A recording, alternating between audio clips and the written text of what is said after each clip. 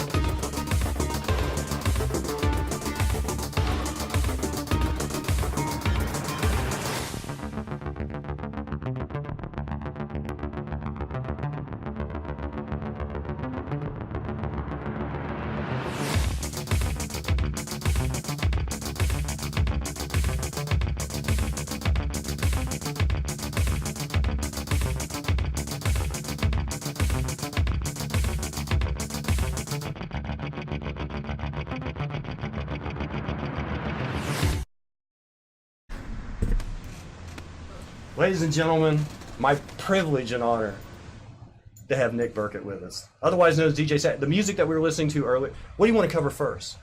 Whatever is easiest. What was your first love? My first love, Were you into music, or did you just... No, I was a goofy kid when I was younger, so comedy, but I really pursued music first, so... They're really both, man. They're really both. But the interview's going to go like this. There's going to be people that are asking questions, obviously, but we're going to cover music, we're going to cover your comedy. Okay. And then we're going to cover whatever you nerd out on. Whatever you have time when you're not doing comedy or music. Okay, and I have a feeling it's going to start dipping towards Fortnite. I have a feeling we're going to have a Fortnite conversation. We don't have to. We don't have to. Beats. Do you get inspired by other people's stuff and you want to make it better, or do you like creating from scratch? I like creating from scratch, but I definitely get inspired by people's beats, but I don't want to like try to sound exactly like them. I'm kind of like, oh, I like the way that sounds. Maybe I could incorporate that in a different style, in a different genre. So are you into orchestration? Like when you hear a track or something, do you break it down like, I hear they're using this sample and they're using this kick and they're using this snare and... Yeah, well, I don't listen like... I kind of like listen, I'm like, okay, that kick's long. Or like, oh, that kick's short, you know, or the bass is really deep. That's what I get. It's kind of like that. Sometimes, usually, that's just how I now listen to music. It's like I can't not listen to it without analyzing it now. Okay. So. Are you into like digital drums? You like a Roland kind of processed drum, or are you like an 808 guy? No, I like processed drums. I mean, I mostly just do samples, but I like the more electronic sounding drums. But I do like the depth of like a good like acoustic kick drum on top of an electric drum, if that makes any sense. Yeah. You know, like the low end of an 808, but with that snap from like the acoustic kick or like from a drum set. I always like to double a snare. Like I would use like a piccolo snare, like a really tight snare sound, and then like double it with a hand clap. Yes, exactly. Just to give it some depth. Yeah, no, and if you listen closely to certain songs, you'll be like, okay, that's exactly what they're doing. They have two different sounds coming together, and that's what's giving that vibe of or that sample sound. Yeah, no, that's a layering is definitely a thing I do a lot. And you can't really find a track that makes you shake your butt a little bit that doesn't have a hand clap in it. Yeah, no, I mean honestly, if it's not in there, then I don't think I'm bobbing my head. Really. Right. Like it has to like have some like, you know what I mean? And then, yeah, no, I don't think I've ever enjoyed a track that doesn't have any claps to it.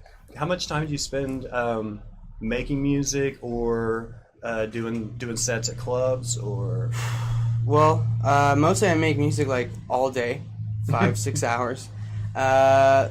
Club sets, like, what do you mean? Like, I mean, I'm usually like working on material, but I mean, I had that gig a couple weeks ago. My gigs usually come like every like 2 or 3 weeks or something like that. You know? Is it pretty much Tulsa specific? I know playing local music.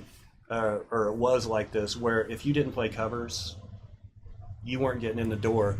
Do you go in there just say, okay, I'm going to play the songs that people like, and I'm going to slide a couple of my tracks in there?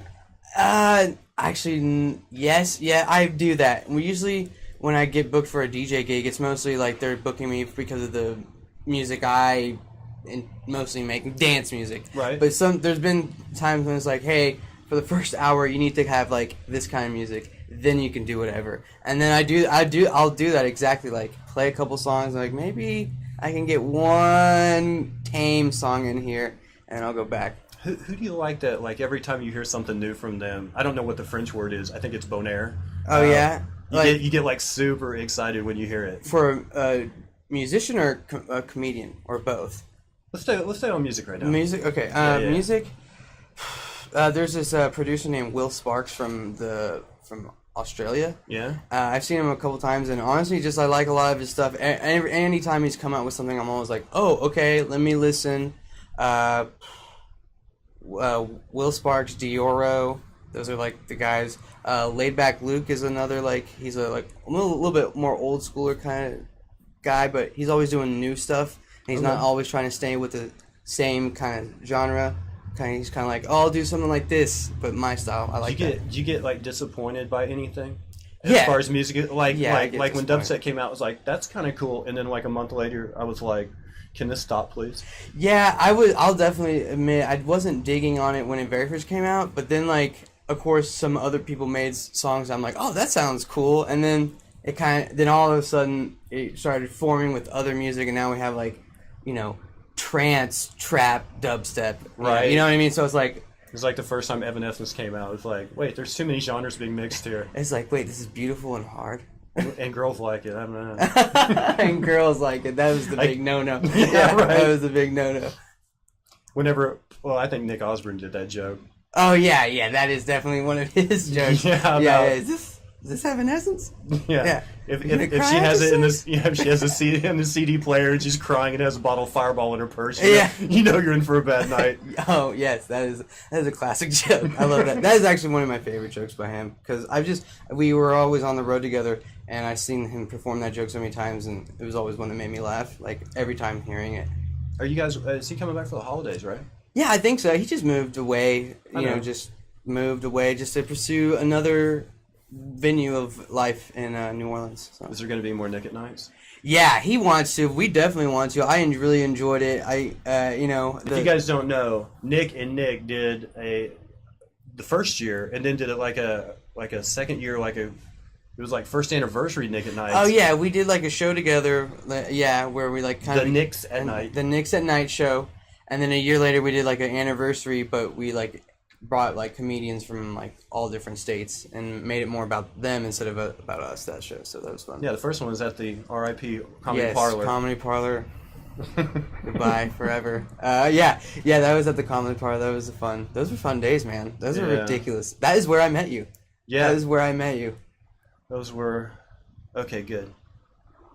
What? No, they just typed in what. Oh. I'm not reacting. I was like, I'm not reacting to their question. I'm just like, they actually typed in what? I thought you were telling me what. I was like, no. We didn't meet there? No. No, I'm sure we did. You know what? Actually, what it was, I'd met you there, and I'd seen you at VFW a couple of times, but it was after I did, what was Billy Bazaar's, your first come out show?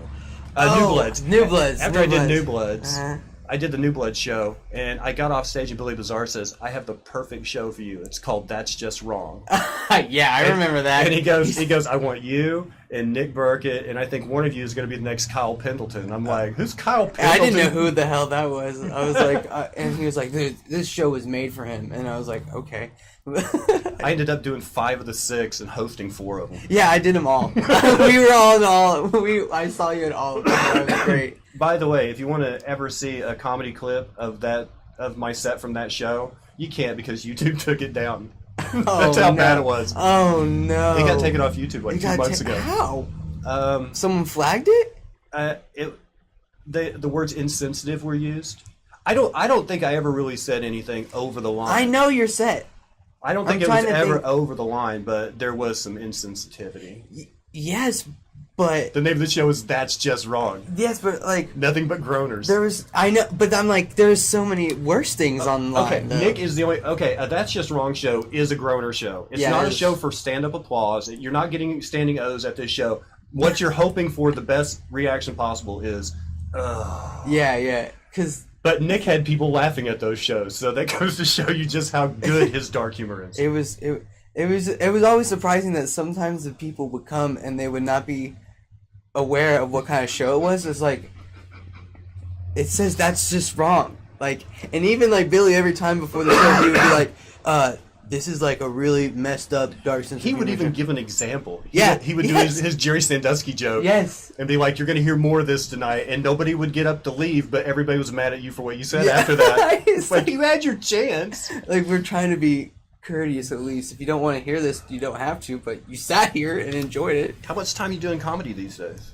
Man, I've been taking a break. After the tour, I kind of was like, man, I've just been working on stuff. So, but I have a gig next week, and then I have another gig in October. So I have to like start getting back on it. You guys started you and Osborne started New Orleans and made it all the way to Chicago like in a month, right? Well, actually, Chicago actually canceled on us the day before we were about to be there. Oh, really? Yeah, so that was really bad. But because we barked at that show. That tour the whole oh yeah, time. no, I appreciate that. We went from New Orleans. And like tried Kansas City, Springfield, Joplin.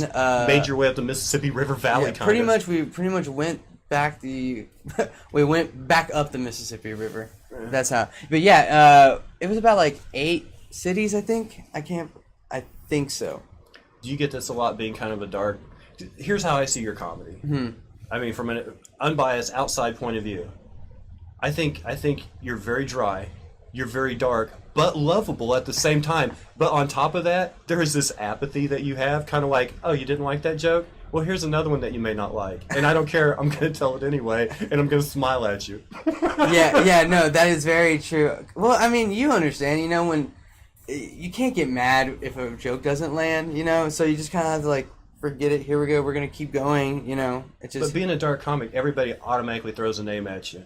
They're like, you would be the next Jeselnik. And you're like, I'm nothing like Anthony Jeselnik. Yeah, no, I'll admit, I mean, I definitely focused in, like, because, like, someone, Evan Hughes told me, he goes, you're a lot like Anthony, your style's like Anthony Jeselnik. So I was like, I'll watch some of him, try to, like, get a better idea.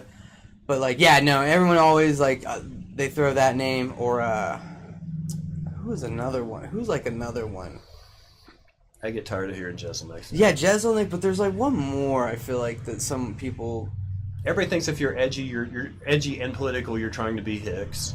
There we go. Bill Hicks is like Bill Hicks, yeah, or like I'm not political enough to be Bill Hicks. Like, yeah, no, I can't touch that stuff. He was on totally different levels. I'm like silly dark, like a lot of hyperbole, a lot of exaggeration. Yeah, it's nothing serious. Yeah, I like silly dark. I just like what's funny, and I don't know. I guess we just have 6 sense of humors or something. Oh, actually, I don't call them 6 sense of humors. I call them real sense of humors. Right. You know what I mean? Because that's a real sense of humor. If you can laugh at things.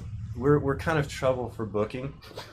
Because they have to know on like a 5 comic show just who to fit you between.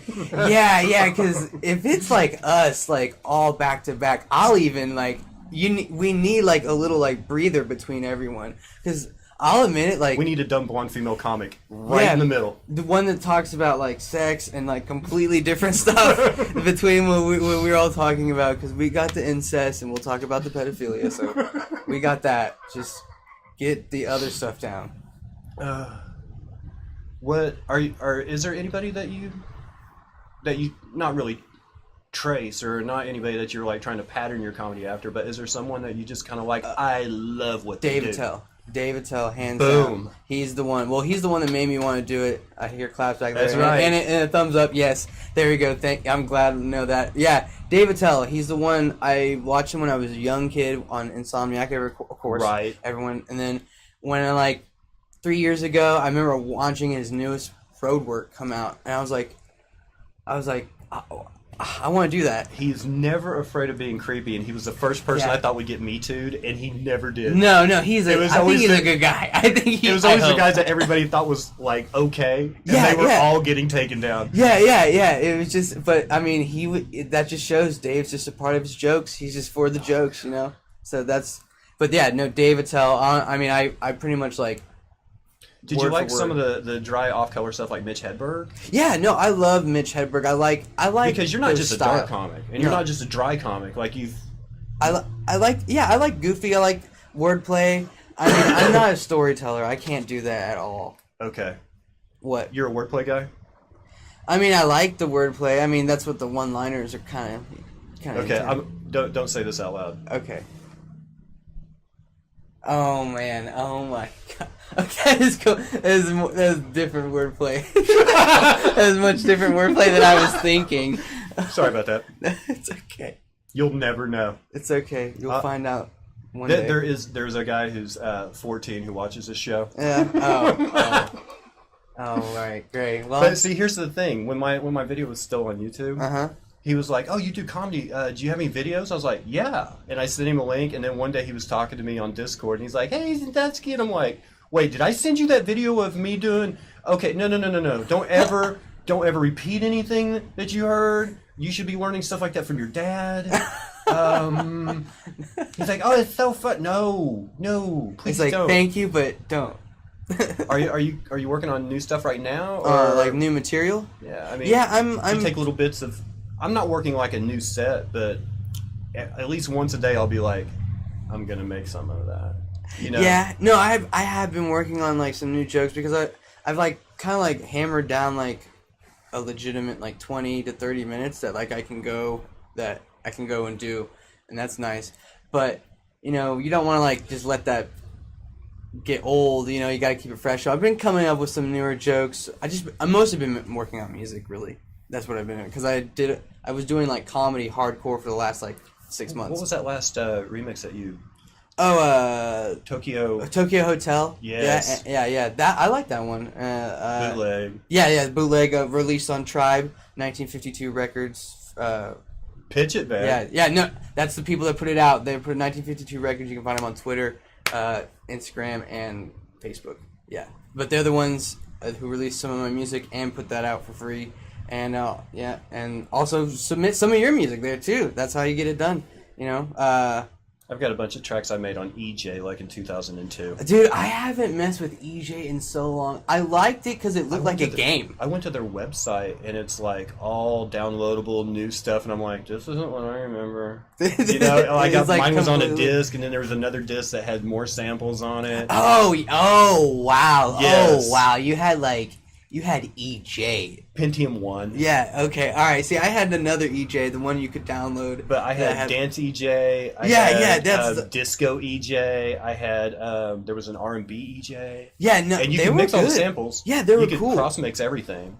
Yeah, it was cool. It was just I guess it just didn't hit off as what it was supposed to be, you know what I mean? It was supposed to be, you know, do it yourself. It was just do it yourself, kind of more fun, kind of like and that was like a huge genre, pretty much sampling. Yeah, the serious people had Pro Tools. The guys like me had EJ.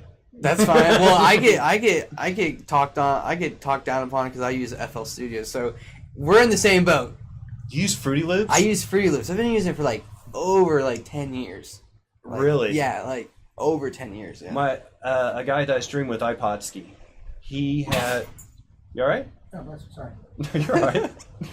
Potsky, when me and him were friends like back in the 90s, and then kind of, you know, life, and then I ran into him like 10 years later, and he's the one that got me started playing Magic and got me PC gaming. I was just on console at the time, but we swapped because he's like, you're making music. I'm like, yeah, I'm using this, and I was like, here, you can take it to your house, and it's like these EJ discs.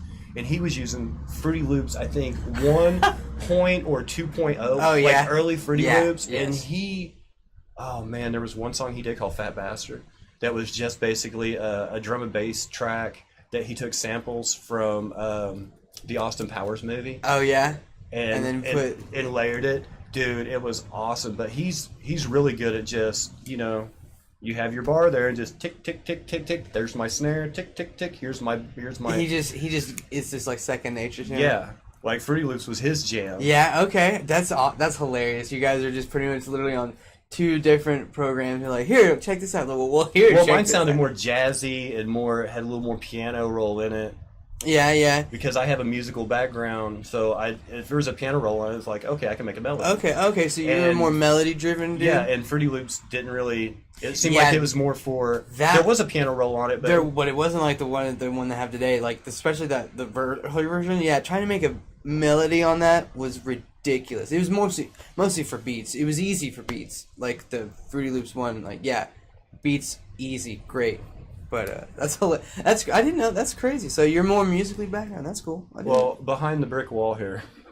Yeah. Outside the window, there's one classical acoustical guitar. Okay. Because that's about the last thing I've been doing was nylon string. Okay. And then there's a 1994 Nuno Bettencourt Washburn N2 that I've had since the 90s. Oh. And my original amp that I played live with, my ART combo, and then there's a 1964 Standell back there that belonged to Chet Atkins. No way. That's crazy. I play the acoustic. I just do guitar now. Yeah, well that's fine. That's okay. That's cool though. I think you should continue with some.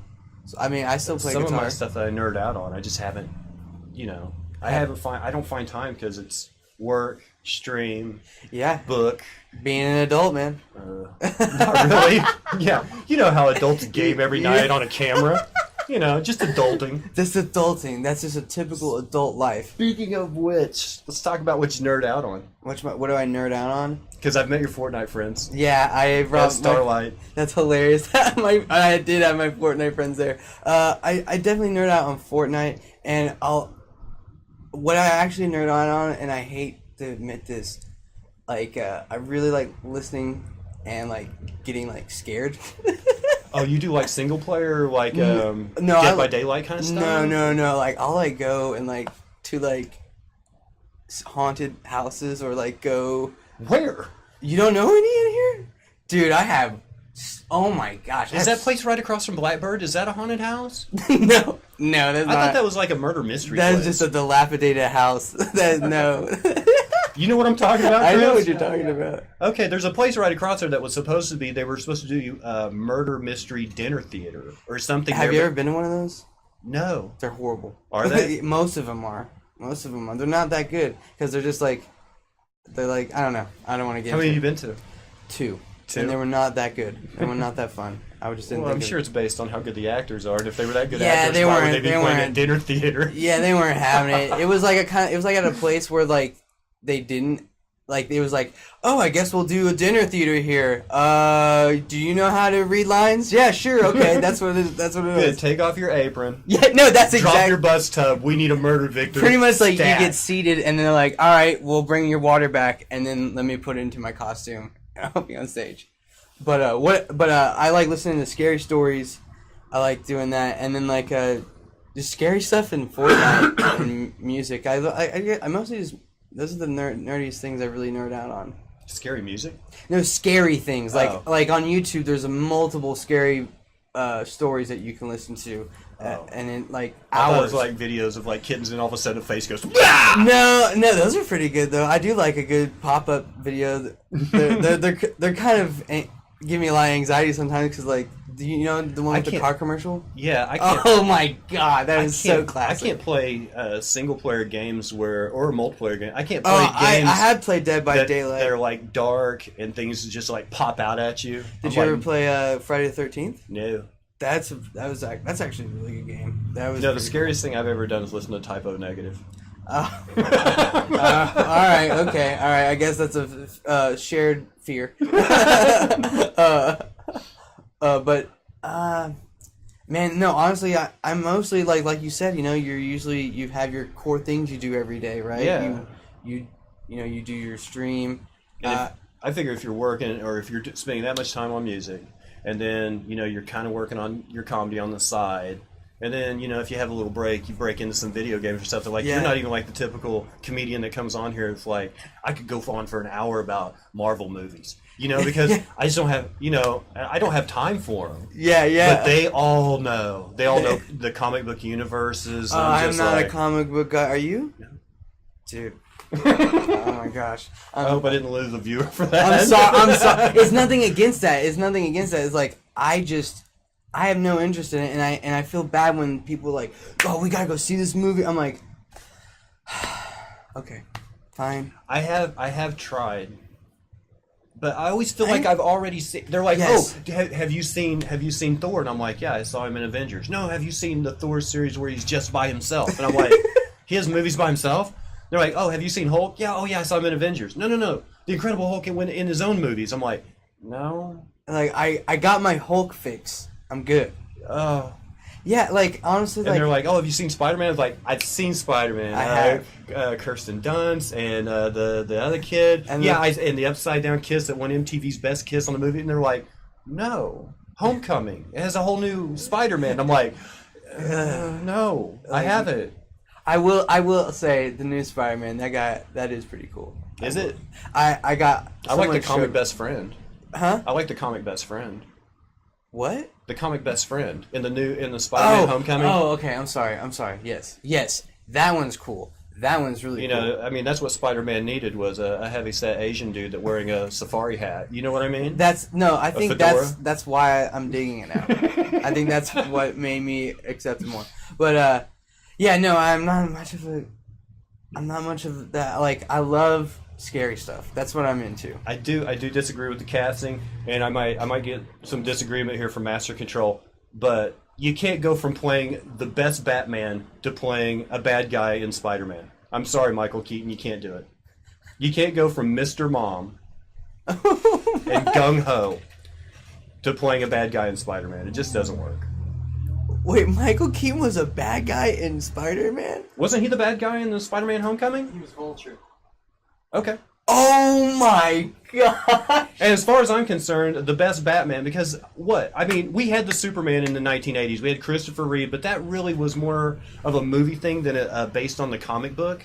Yeah. They tried to kind of loosely base around the comic book, but it was its own thing. Mm-hmm. So Yes. when you finally had a comic book movie, the first that I can remember was the Michael Keaton Batman, Jack Nicholson Joker. Yes, okay. That was, to me, the start of the comic book genre of movie. Mm-hmm. And then you go from the best Batman to a bad guy in the last Spider-Man. It's like, no, you can't do that. He's like, I think I got this. I think I got this. I can play anything. I'm can Batman. do- No, I'm you're not Bat- Batman anymore. You're not Batman, bro. I'm sorry, dude. That's hilarious. I didn't even realize that's a really funny connection that you made just there. Oh man, he's probably... There's some people freaking out more about that than you are. I'm just saying. There's some real inconsistencies with that. See, if I started talking about Thor, we'd start getting questions because I know there's like 3 or 4 of the British viewers right now that absolutely love Chris Hemsworth. That's why we're not talking about it. We're done. Hey, no beefcake. No. These are real people here. Yeah. This isn't CGI muscles, okay? And I'm sure that guy's probably fit and could kick my butt. Whatever. okay. It's across seas, dude. What you got coming up? What do I got coming up? Well, It's plug time. I got a show coming in Miami at the saloon, Yeah. the Looney Saloon. Are you, who I am hosting for is that in September? yes, September 7th. I know DeMario is featuring. Is he really? Yeah, he's featuring. I can't remember I think it's. I don't want to say his name. Okay. I don't know, but it's at the Looney Saloon in Miami, September 7th. So that'll be fun. Because I think Zach Kahn is going to be the October host when Mean Boys come back through. Oh, that'll be great. I got to host them last year. Yo, you did. That was awesome. I got to do a weekend with those guys. How was that? That was. I'd worked with Connor before. That's the first time I'd met Keith. God, he roasted the crap out of me. Dude, the naked roast. Oh my. Dude, they're insane. Not only that, but squatting on stage and letting your package just kind of dangle, and then going, "We're just gonna hold this pose so you guys get a thumbnail for this video." And they would, yeah. Oh, but Keith Carey was hilarious. Dude, Keith Carey was hilarious. And what he said about Jeselnik. Oh, dude, I like opened up, like laughed out loud, like when I heard that. If you guys haven't seen, Keith Carey and Connor McSpadden are the hosts of the Mean Boys podcast with Tom Goss, and they got to roast each other. I mean, they've all done roast battles, but they got to roast each other naked on national television in front of a live audience. Been sending questions in chat, but maybe not receiving them. Yeah, I haven't been. Hey, let me. Okay, can you send those questions via the text then? Because I was wondering, I haven't seen anything come up in chat the whole time. I know there's people watching. I see you, and I love your face. No, if you guys didn't see it, they roast each other, and then afterwards, Anthony Jeselnik's one of the judges, Jeffrey Ross is one of the judges, but Jeselnik goes, okay, Connor McSpadden and Keith Carey. I just want to make sure I get your names right because I'm never going to have to say them again. Like, roasting them, right? And Connor looked at Jeselnik and said, wait, you kidding? He goes, I'm just waiting for you to die or get me too'd so I can take your place. Oh, it was so great. It was so great. He pretty much gave that vote to Keith. Yeah, pretty much. Oh my gosh. Keith is outstanding. He's 25 or 26 now. Yeah. He has a voice that in another year could be Don Rickles. I mean, he's got that gravelly...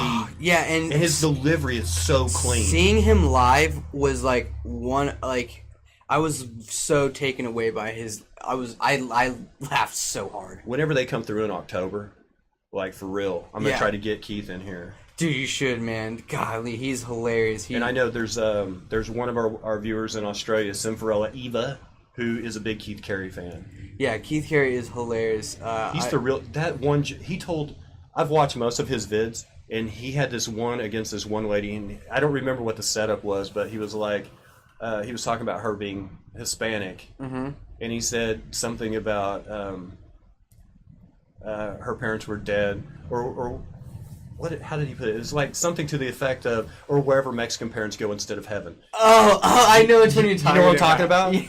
It's brutal. Yeah, just like his like. It was almost like it was off the top of his head. His delivery is so good. His delivery is so, and he's a great joke writer. He's really well known in the joke world for his writing. Okay, Mr. Birkitt, what is the most inappropriate song that you have played at an event? Thank you so much.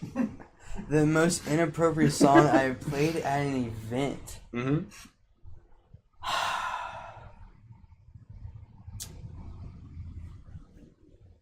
I don't know. I think it's one. I can cuss on here, right? No, there's just a maturity content. Okay. Well, I think it's called it's called "Let's Get Fucked Up" at like a birth, not at a wedding, and like it was like requested. No, it was like at the wrong time. Like I thought it was okay. It was time for like party time. The bar had been open for quite a while. I didn't know. I guess like I didn't know what I was. It was like a while ago, and like I guess someone I think motion. They're like that, but I think they were like telling me like something else, and pretty much it was like the words are like, let's get fucked up. And then like everyone was looking at me. I was like, all right, okay. The song's by Mac J. If you want to hear the song, it's called Let's Get Fucked Up by Mac J. Mr. Birkitt, so polite. Ever have a heckler come at you physically? Thank you so much. No, I have not had a heckler come at me. Have you ever, I mean, because I've had people look at me angry. Yeah, I've had hecklers. I mean, you kind of, for some reason, you could tell the exact same set. We could do the exact same set, whether it's mine or yours, and they're going to be mad at me, and you're going to get out of there with a, isn't he cute? I have no Bless control. his heart. I have no control over my height adorableness. So, I have had people. I think you're setting them up too, because you have that pity factor at the beginning. Like you'll do that joke about I'm not too light, I'm not too dark, I'm just right. I'm like Arabic. Yes, no. yeah. No, you're pretty. You pretty much got. And everybody's like, "Oh, he is." Yeah, no, I think you're right, because everyone at the beginning is like, "What is this person gonna say?" Oh, that's kind of cute, and then everything's like, But to answer the question, no, I've never had. Girlfriend in the trunk. What? Yeah. Yes. Exactly. Like I didn't expect you to be like that. I've had someone say they're gonna stab me on stage. I've had that. I've had sad white guy. Sad white guy? I was doing a Sad what? What was the no mic open mic at Lot 6? Oh yes. I remember those. And I was doing my set, and there was a group of ladies that all look like they've hated men for quite a while. Oh, those are always fun. And I wasn't even to my closer yet, and she just looked at me and sad white man. And I was like, okay. So I think I remember now. So I did one masturbation joke, staring right at her, and walked off. Yeah. I'm going to close my set by eyeing you the entire time. I remember that. I do remember that because I remember afterwards you're like, I just wanted to say that just to piss her off. Yeah, I did my closer staring at her completely. Yeah.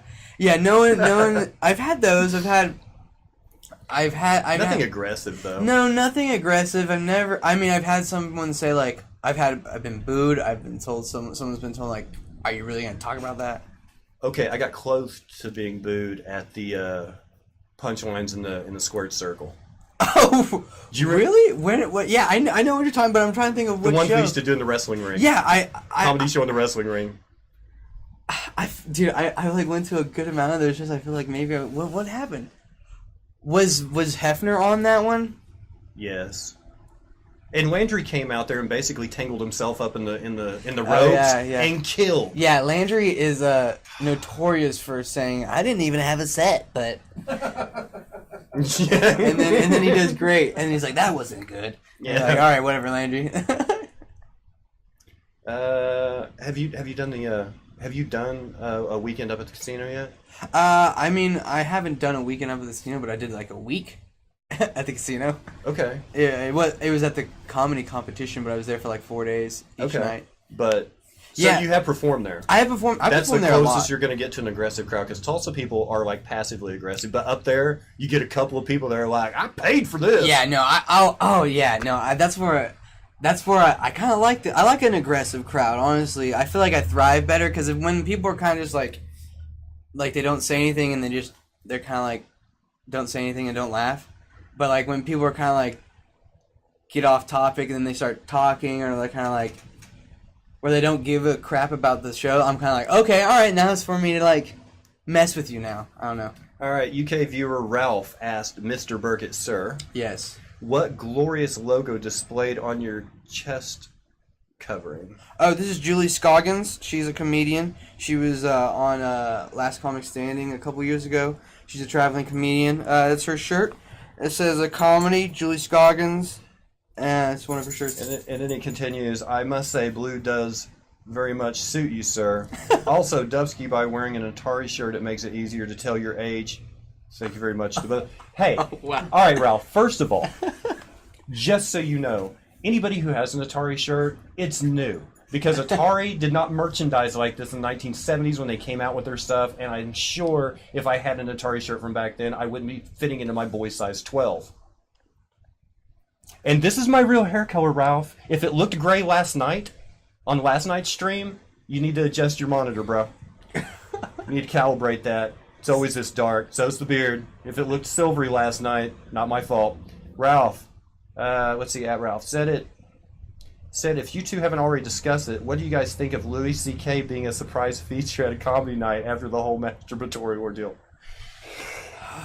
No, we haven't discussed it. No, we have not. That did not come up. How about you say something? Here's the thing. And this is going to be unpopular among a lot of comedians in our group. I've never been a fan of Louis C.K. to begin with. And there's a couple of jokes that he's done that I liked. Like the Short Order Cook one, I love that one. And I did like Pootie Tang. He wrote that movie. Yeah, that was a good movie. Yeah, but as far as like watching an entire Louis C.K. comedy hour or special, I've never been able to. I'm not a huge fan of his, so him coming back, I don't care. I think he's pretty well set up. I mean, it's not like they made him give back all the money that he made up to the point where he left comedy. You know, he had a little nest egg, and if he wants to retire or get into producing or something else, great. But I mean, it doesn't really he's not the only one either. He's the only one that got caught. You know what I mean? There's plenty of guys that... Probably worse, too. Yeah, but I'm really shocked that it was him and not Dave Attell. I thought Dave Attell was a pretty good creep. I was worried. I really was worried. I was like, oh, God, here it comes, or something But like I was that. really shocked by how viciously people went after him on both sides. Like, let him... He hasn't done anything to a woman in 9 months. Let him, Oh, yeah. But I will say this. I agree with you, man. Really not the biggest Louis C.K. fan. No. Not even before all this. Like, I'm not saying he's not funny or anything. I watched his most recent special on Netflix, and I thought it was pretty good, but he wasn't a comedian that I would gravitate toward, like, or like who I like David Tell or something like that. Right, like there's certain comedians that I can watch that I hang on their every word, their every action, their performance art. I think Louis C.K. is a great writer, but Sure, as far as like Richard Jeni would get up there and do like a song and dancing comedy. Like he was very entertaining, very energetic. Tom Papa is a very kind of a happy kind of guy. No matter what he's talking about, he still sells a smile, and he's really good like that. And he's clever with his words. So you kind of hang on it. And Patton Oswalt is a gem to watch perform, to listen to the words he uses. He's an English major. Those guys, I hang on their every word, and I will watch every special they do. Louis C.K. just wasn't one of those people, and that's kind of how it is. Yeah, and it's not even like a dig towards his comedy or anything. It's just not the comedy. It's a preference thing. Yeah, exactly. That's just not the kind of comedy I was into. No. I mean, I liked some of his really messed up jokes, some of his dark jokes. Like, they were really great. And I know everybody kind of lumps comedians together. Like, you really can't separate Richard Pryor from Paul Mooney, right? Yeah. I mean, but I can listen to Richard Pryor's comedy, and the other one just comes off angry. But they're basically talking about the same things, but one of them made it funny. Yeah, and it's just preference. Yeah. Mr. Birkitt, what would happen if you ever actually met Dave Attell in person? Thank you so much. Oh, I don't know. Are we going back to the French word again? I don't know. I might get to meet him next month, actually. Really? Yeah, I'm gonna go to the show in Asylum, and so I might get to meet him there. Is he doing the Cherokee? Yeah, Cherokee Casino. Rick Shaw's opening. Rick is opening for Dave Attell. Yeah, well, he has that. He has that gig there, so I mean that's understandable. I mean that's awesome. Well, I thought Deacon was opening for all the A-listers that came through there. No, Rick Shaw's always opened. I'm pretty sure just Rick has just hooked up Deacon on some. Deacon opened for Adam Ferrara up there. Yeah, and who else came through there? Of like every once in a while, I'm just like amazed. There's a comedian that came back in like a couple months ago named Kurt Metzger. Right. He's a really good comedian too. But like River Spirit here in Hard Rock. Yeah. Like, why aren't we getting comedy shows here? Why do we have to go all the way to Arkansas, Oklahoma line? That's kind of ridiculous. That casino's doing comedy. Oh, the Wynn? Or the in Thackerville? No, the Siloam one. Oh, I'm sorry. Yes. Yeah, Why aren't the other casinos like, hey, look, they're having huge turnout out here. Why don't we do more comedy? I mean, instead they're bringing in like Vince Neil from Motley Crue. I know. Or REO Speedwagon for the 6th time, or I don't understand that. I really don't, because like. I mean, look, I don't understand that. If you just had the comedians in Tulsa come out and sit in the audience, you would have 300 people in your audience. Yeah. You know what I mean? Yeah, exactly. And if you brought like an A-lister to River Spirit or Hard Rock, yeah, we would fill it up. Definitely, for sure. I mean, yeah, if any of those, if Dave Attell was at the Hard Rock or even at the River Spirit, yeah, definitely all of my friends would be going. Mr. Birkitt, have you ever regretted a joke during a show? Have you ever pulled one back? No, I have not. Because I've one of the first rules I tried to always stick with when I was like, when I first started, was like never, no, don't hold back. You know what I mean? Yeah. Yeah. Have you ever scanned the audience and been like, this person is not going to like what I'm about to say next? Oh, I'm yeah, gonna reword it. Now I have, I have for some reason I have like a 2-minute bit about wheelchairs, and you already know that. Yeah, that's art. Not a wheelchair joke, but 2 minutes. Yeah, worth. it's like there's a section, and like people were like, "You're the only one that I know that has multiple wheelchair jokes." I'm like, I don't know, but one show. There was a paraplegic in the audience, and like on the punchline, I didn't mean to. I looked at her, but I would just like You know what I mean? And I guess I was just like, well, here we go. You know, and everyone was kind of like, ugh. While you're telling the joke, they're all looking at her Yeah, to see how she's reacting. which I thought was horrible. Right. You know what I mean? Like, what is that?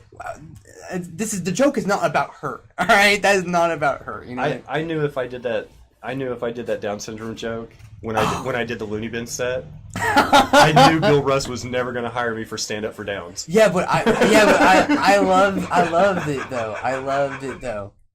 Cause you when you're on the Looney Bin, you went all out, right? I remember that. I didn't pack that joke in the bag because I knew because he was at the time promoting Stand Up for Downs. You didn't say that joke. No, I didn't. But everything else was. Oh yeah. Yeah. That's what I remembered. Yeah. That was that. Yeah, I know, but it's okay. You can get a job now there because Roy. I mean, Bill told me, he's like, hey, either come up with 10 minutes of clean material or come up with 10 more minutes of dirty material so you can feature. But the features and the headliners don't like all the F's used up before they get on stage. So clean it up. And I was like, all right, whatever. Yeah.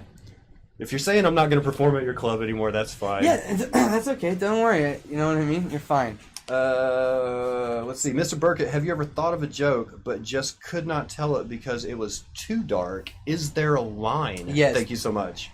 Yes, there is a line. I have had those jokes, but most of the time, honestly, like 80% of the time where I'm like, man, I don't think I should say this joke. That joke is one of my best jokes.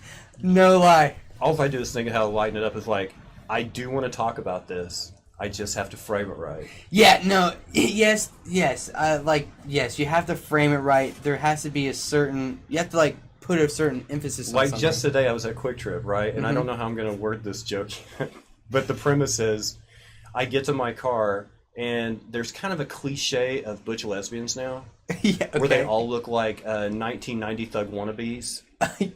Okay. Like this one had like a pit bull puppy on a leash and had like a wallet on a chain and a baggy t-shirt. Before you even said that, I had all that in my head. And a hat on backwards. So basically, it looked like Dave Short, but with a dog on a chain. I didn't have the hat on backwards. I had like spiked white tips.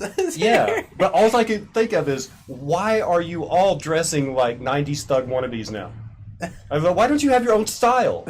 Get out of the cliche. And I'm like, you know, most of the places I play, there's at least going to be one of the audience that's not going to like that. Yeah, but so then there's going to be one good-looking lesbian that will think that is hilarious. So I just have to figure out how to frame it properly. She's like, I know. No, I don't know. Yeah. But see, you find like this topic that's like really taboo, and then you just have to like figure out how to present it. I mean, but like, no, I don't think there isn't any line. I mean, there is funny and not funny though. Right. You know what I mean? Rocco. Yes, no, that's very true. But there has been one joke actually I haven't said just because I don't think I've got the wording right. But I was like, wow, like it makes my other ones like look really. Thank you for the raid, Lorna. What time is it? Oh man, it's like 1 a.m. in the UK. Good morning. Yes, live from Birmingham. Thank you. Love your face. I do. Agent Raptor asked, "What are both of your thoughts on Amy Schumer? As what? As like girlfriend material or as a joke? I mean, what are you talking about? I mean, I don't really have any thoughts on Schumer. I think she's a great actress. I saw her. She's a very funny actress. I saw her when she came to Tulsa, actually. At the BOK? My uncle bought me tickets. He was like, "You like comedy? Let's go." Was there anything that you heard in there? You're like, "Ooh, that sounds close to something I've heard someone else say." Yes. But I will. One thing I like about seeing live comedy, in opposed to when you like watch a special or something like that, is like it's so much different. You know what I mean? The vibe, like the in between jokes that are just between the comedian and the crowd. Are like you can't get that from anywhere else. So it was really cool seeing that. Patton used to, at the end of his comedy specials, you'd have like maybe 10 or 15 minutes of, okay, this is just between us. We're not putting this on the DVD, but it would go on the DVD anyway. And it'd make you kind of feel like a little more like I was there. But that's the exact feeling because you're like, oh my gosh, like you had to be there. Is that the biggest like live comedy show you've been to? Yes, that was the biggest live comedy I've been to, but I think comedy concert sort of. yeah, but I think the biggest comedian I've ever seen was Bill Burr, and this was like 10 years ago in New York in like Caroline's when he was like headlining like one of the weeks. What do you think it is about him? Because he's obviously not afraid to be abrasive. He doesn't really give a crap about what is PC or opinion. He's funny. But He is funny. But he always seems to. It's genuine, I think. It doesn't matter. It doesn't matter if you're like really a social snowflake or if you're like a fan of dark humor. Everybody seems to like that guy. Because I think he's genuine, and he's like when I saw him, he made like when I saw him like 10 years ago, I was like, what? I was like so impressed by it. Like I don't know, man. He's his comedy is so genuine and is so simple, but so like well thought out. So I don't know. kind of thought like he was like the Marmite of comedy. Like you either love him or you hate him. You know? Really? But Yeah. everybody seems to like. If you there's a talk lot to of any people. comedian and you bring up his name, they're all like, "Oh yeah, Bill Burr." Yeah, I mean, I don't everybody's think- a fan. I don't think there's. I mean, there's some people that don't like him, but there's those people in the comedy world are not well regarded. So you know what I mean? Before I get to this question, I got to ask you personally. What? Do you like Todd Barry? Todd Barry, I like his old stuff. I mean, As far as dry. I mean, I think he's like the next. Like there was like Stephen Wright, and then like I don't know who was in between, but then Todd Barry. Todd Barry's came on a along. different. No, Very, I like his very dryness. monotone, I like his jokes, inanimate. but he's not one person that I'm gonna be like you said the entire time like listening to everything. Did you see that series he did? I don't know if it was on Amazon or Netflix, but it was basically he did a comedy tour where he never brought a set with him. Oh, It was all crowd work. I watched that one. That was a really good one. Then I watched his most recent one where it was like material. I didn't think that was that good, but the crowd work one was his brilliant. crowd work was really good. And that's one thing I see when I look at a comedian like that. I'm like even though I may not necessarily always am wanting to hear his material, but like his crowd work was impeccable. I was like, wow. Do you like having conversations with the crowd? Yes, I do. Actually, I hated it when I was like, because I was always like, I have to do my jokes, and if you don't laugh, okay, I have to tell my next joke. But now it's like, I kind of like trying to like, if something's happening, someone's talking, or something's just going on, I like to interject. Because like that example I just said, like, it's in the moment, and if you can pull off something hilarious in the moment where it wasn't, it's so much more fun. And like you said, you know, like, oh, he just did that right there. He was talking about that. He was talking about that table right there. You know what I mean? So I do. Mr. Birkitt, have you ever seen someone in the crowd that you would like to meet? Do you direct your comedy at them to try to pick them up? Thank you so much. No and yes, because it never works. So I don't even try. Like the very first couple times, like I couldn't even I can't. There's none of my jokes that I could really direct at any of them because then they would definitely not want to talk to me. I guess that has to be. You go the best friend approach. Yeah. You pick on the friend at the table. Yeah, I guess I get, but I don't have too many jokes where I'm like making fun of like the crowd or something Well, like it's that. really hard. It's really hard to get a woman interested in you after she's just heard you tell the girlfriend in the trunk joke. Yes, that's a really yeah. Because so, number one, they don't want to be the one in the trunk, and number two, they think you're taking all. Yeah, exactly. Oh, he has a girlfriend. Exactly. In the trunk of his car. Yes, but he still cares. Yeah. Well, he's not married. Yeah, no, but there has been some times where like I seen like a cute chick or cute woman in the crowd, and I know she's laughing, but I can't really do anything about it because I'm like It breaks okay. character. Yeah, because I'm like this next joke is gonna be about a dead kid. Let me see if she'll think I'm intriguing enough where she'll like talk to me or something. Like no, I like none of the jokes make me look suave. They don't. That's what the suit's for in my case. that is helpful. That is helpful. You've seen my set. If it wasn't for the suit, people would just be like, "What a creep." But no, I really think it does because like if you were to wear that and tell your jokes, I really think people would be like, "Hey, is this guy supposed to be on the show?" Yeah. Who let the drunk on the stage? Mr. Birkitt, what is your best response to a heckler? my best response to a heckler? Yeah. The time someone said they were gonna stab me, and then this one time this lady said to get off. The time the lady said get off, she had been heckling the entire, like, 2 comics before, and they got off early. Like, they ended their sets, like, she bullied them she into bullied leaving. them. Yeah, she bullied them into leaving. And management didn't kick her out. Yeah, no. They did. It was a bar, wasn't it? No, it was not a bar. It was a... What? It was a comedy club? The Jazz Hall of Fame.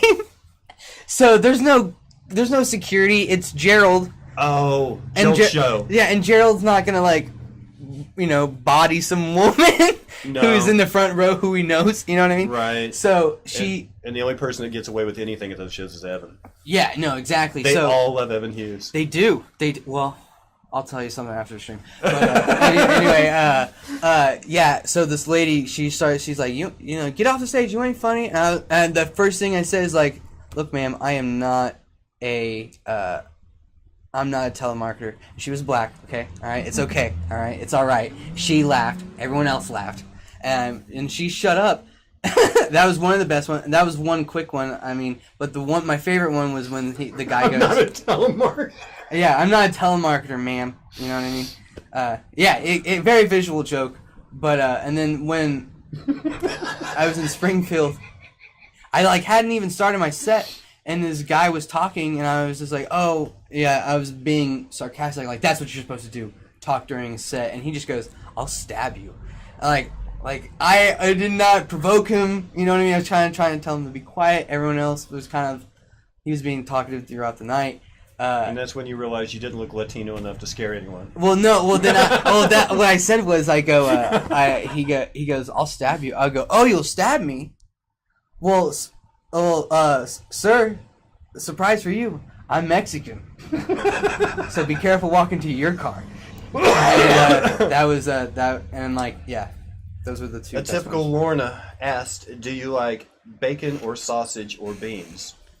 Bacon. Bacon? Bacon.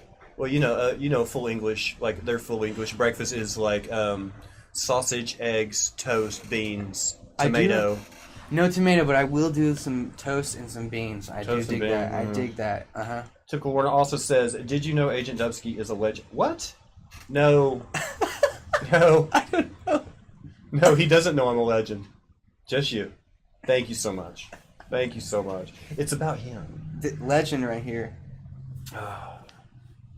I did know. I did know. I had to put that sign up because everybody on here does not know me as Dubsky. Really? Well, you told me to tell you. I remember you told me before one of the shows I had to introduce you as your name and Agent Dubsky on Twitch. That's when I first started. Do you know what? Today is the 364th day anniversary of. Tomorrow is I've been streaming for a year. Really? So I was Agent Dubsky last. Well, congratulations. That was last year when we did a show at the Blackbird. Yeah. Yes. Yeah. It's almost been a year, dude. Tomorrow. Wow, that's crazy, man. I know. That's actually really wild, dude. Well, dude, nice, man. You've come a long way since the year, dude. I know. Look, I mean, we have a brick wall. We have a window. We can see Tulsa. Everything. Wow, that is a beautiful skyline. We got one more coming in, and then it's promote, whatever you want. Okay. Especially where people can find your music. Oh, okay. You know, that kind of thing. I'll definitely leave. I'll see. Mr. Birkitt, ever had to introduce a comedian you really weren't into? Oh, all the time. All the time. And I know many comedians introduce me that don't like my material, so it's mutual. But you do what you gotta do, and it doesn't matter. As long as, if they do horrible, then you can give them some shit. I don't remember what it was, but it was at the That's Just Wrong. It was my first That's Just Wrong show that I hosted. So it's probably the second or the third one. No. Wait, the first one I was on, Billy talked me into hosting. He's like, the host didn't show up, and there was somebody coming on stage who had something to say about, oh, you're going to let the new guy host. And when he came on stage, I was like, our next comedian lost his virginity to his mom's best friend. That's right, it was his dad. And this guy just my mom and my dad are sitting in the crowd. And this guy just stops on the side staircase and is like, I was like, all right. But I've never lashed out at any of them. I mean, you have everybody has differences. Everybody does different comedy. People don't. Yeah. Here's the thing. If you hang out with a bunch of comedians, none of them think you're funny, but they all think they're funny. That's the bottom line. They all think they're funnier than you. So yeah, there's no mutual admiration really, unless you're like that one guy that checks off all the boxes. Oh, like TJ Clark. You can talk about him with anybody, and they're all like, "Oh, I love TJ." Yeah, you know, he's that guy. But then you talk to I'm just kidding. But no, I will say the comedians you had, like Peter Bedgood and Kurt Fletcher, they are hilarious comedians. They are Fletcher. awesome. I had him on the show. Dude, Fletcher has made such me a nice guy. cry. I met him one time at the Blackbird, and then I was like, "Hey, I do a Twitch stream. Would you want to be on it sometime?" He's like, "Yeah."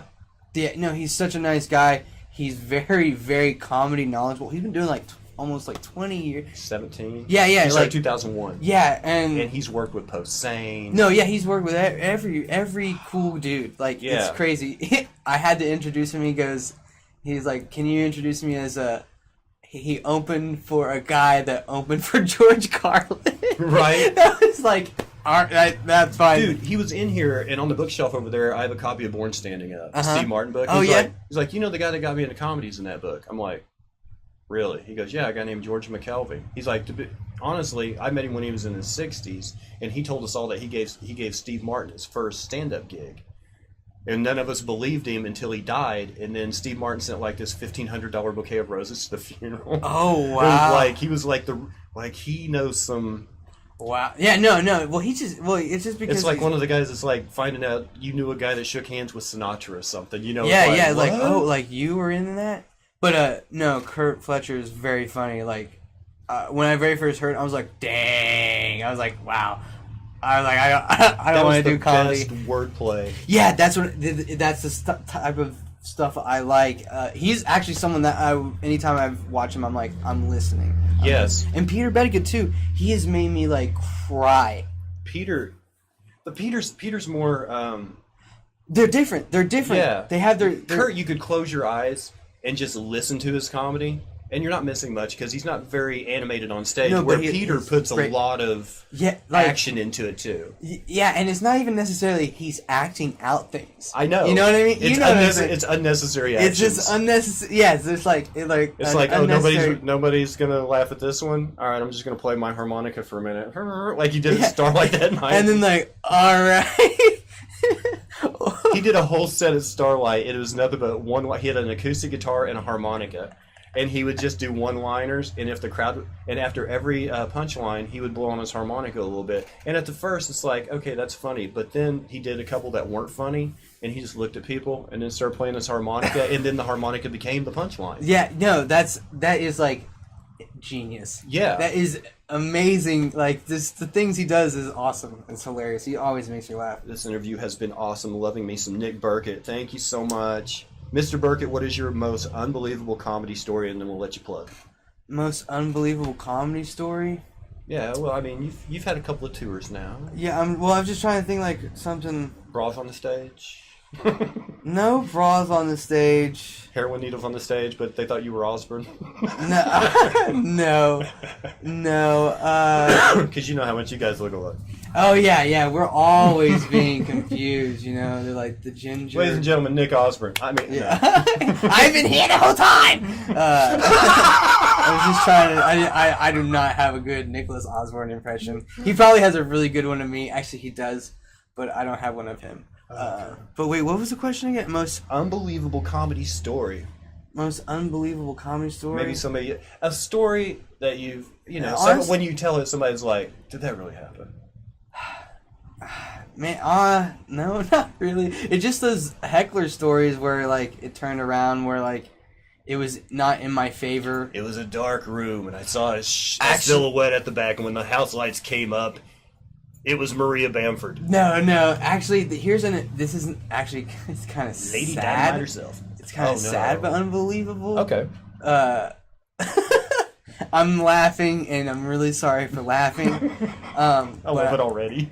But I'm not laughing at the person. I'm just laughing at the horrible circumstances of how it happened. Like, my first roast battle I won. Not my first roast battle, but the first roast battle I won. The guy died later.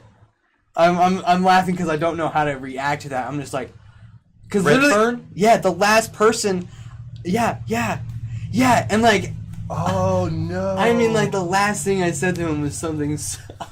I think the last thing I said to him was like, he molests his kids or something like that, and that's the last thing. And then I won. You'll remember saying to him after you took the money. Yeah, I mean, I shook his hand and I said that was fun, but like, yeah, I mean, were you there for Nick Osborne versus the World? Yeah, oh yeah, I was there. Dude, that was good. That was the best. Dude, that was because he took, I think, 2 of the first 4 comics, and there was an intermission. I think. Dude, he demolished some of those. And then there was a pause. Yeah. I don't remember DeMario or something because I hosted that. Yeah. And there was a pause, and there was like a 10-minute. Somebody did a 10-minute set, and then there were 3 comics left, and it was Josie Peacock, Andrew Deacon, and then T.J. Clark. No, it was the end of Mario. No, DeMario did the set in the middle, I think.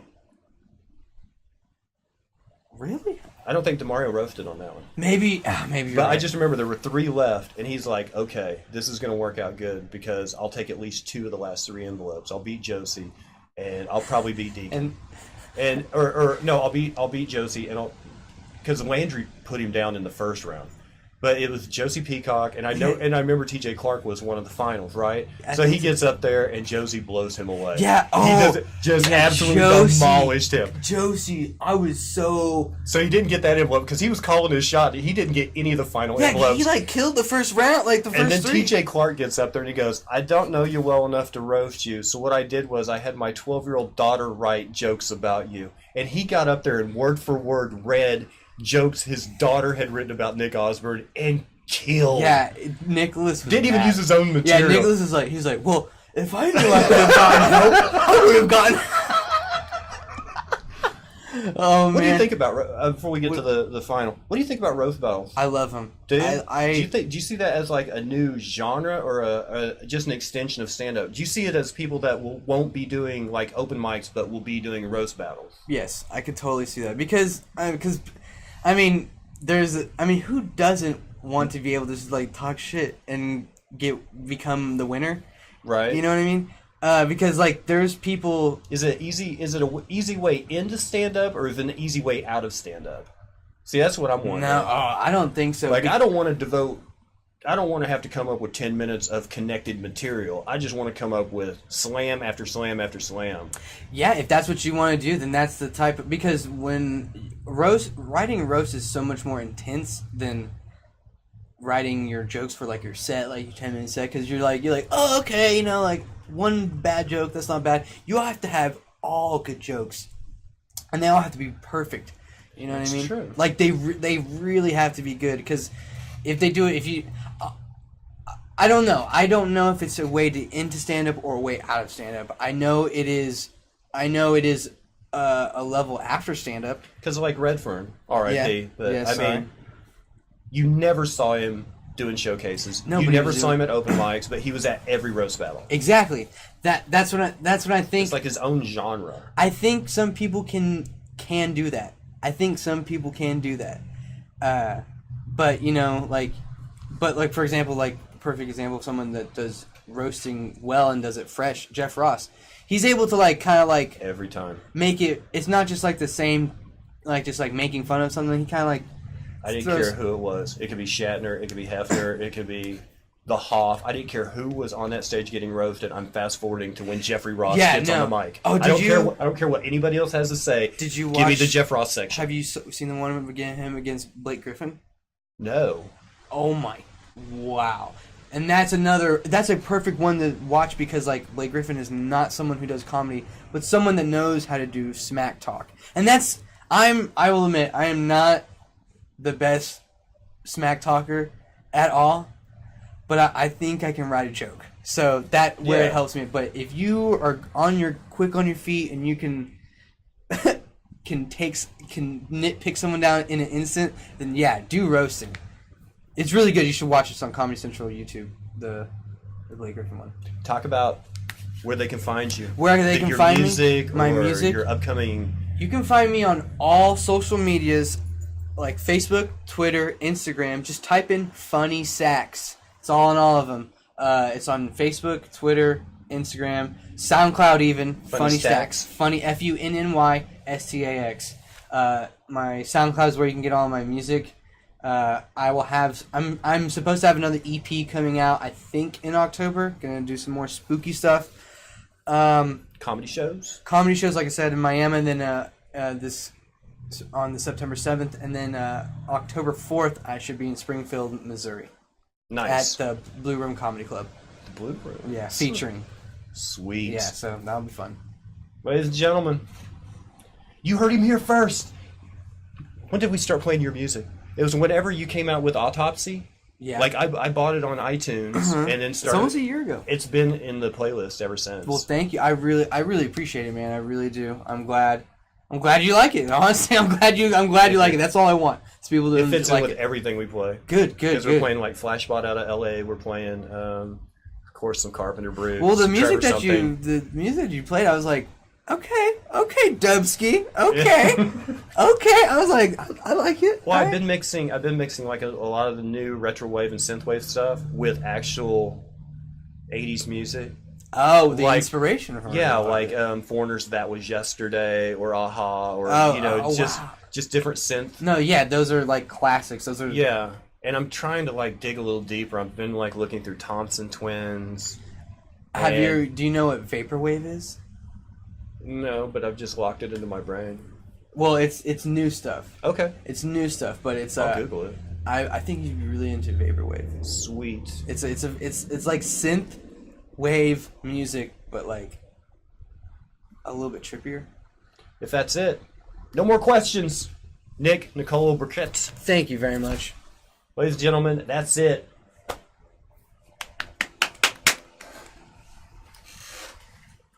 Let me pipe up some music real quick.